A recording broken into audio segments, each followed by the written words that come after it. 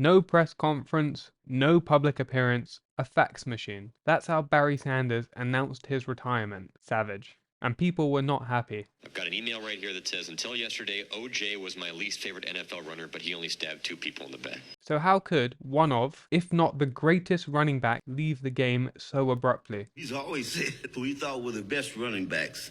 Well, we all knew that since he was a kid. Top 3 running backs. Jim Brown, Mr. Sanders, and then Barry. Sorry, third greatest. I watched and scoured every article and video I could find. I watched his most recent documentary, Bye Bye Barry, and despite it being hyped up to answer the question as to why he retired, I don't think it gave much more info than what he essentially said at the time of his retirement. While we may not be able to answer the why, I think it's worth taking a look at if the Lions failed Barry Sanders and see if his career could have ended differently if his time with Detroit was filled with more winning. Barry Sanders won a single playoff game during his 10-year career in Detroit. During his time, they'd make the playoffs a few times, but lose in the first round all but once. I'm going to talk about the shortcomings from the offensive side, but that's not to say that was the only problem. You'd think if you have a generational talent, you need to build around him. A running back can't carry the team himself. So let's take a look at the Lions from 3 angles to see what went wrong. Firstly, the passing game. These are the passing versus rushing yards and touchdowns compared, and there appears to be an imbalance quite a few times. Aside from 1995, they didn't crack the top 10 in passing yards or touchdowns. The offense relied primarily on Sanders, and he certainly propped up their overall offensive ranking. So let's try to get more clarity on this offensive production. Firstly, were there any other people talented on the roster besides Sanders, of course? I'd say the most reliable were Brett Perryman and Herman Moore. Although Moore's peak was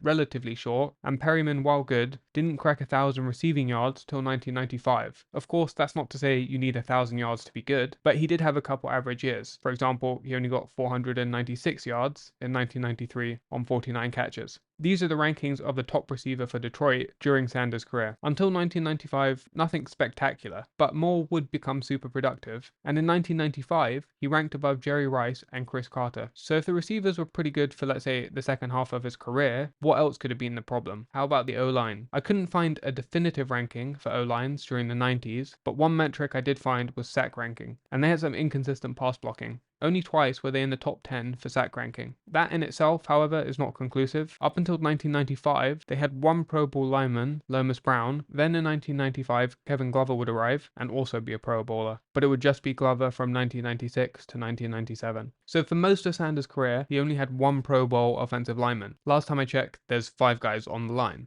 Not to say you're bad if you're not a Pro Bowler, but there were clear deficiencies with the line as a unit, and that seems to be one of the biggest flaws with the team. Emmitt Smith is a name that also gets discussed in the greatest running backs, and obviously he was playing during this time, but he had one of the greatest O-lines ever. Barry was lucky if he had a Pro Bowler, and I do think there is something to the Barry Sanders effect. For example, the Pro Bowl O-line was not Pro Bowl before he got there. He elevated them. Lomas Brown was drafted by the Lions in 1985, but didn't make a Pro Bowl till Sanders arrived in 1990. I don't think that is a coincidence. Saying all that, we also have the quarterback to assess. From 1990 to 1994, Rodney Peete steered the ship right into an iceberg. During his time with the Lions, he averaged 8 touchdowns and 10 interceptions a season. Yep, that is the type of elite quarterback play that's taking you right to a Super Bowl.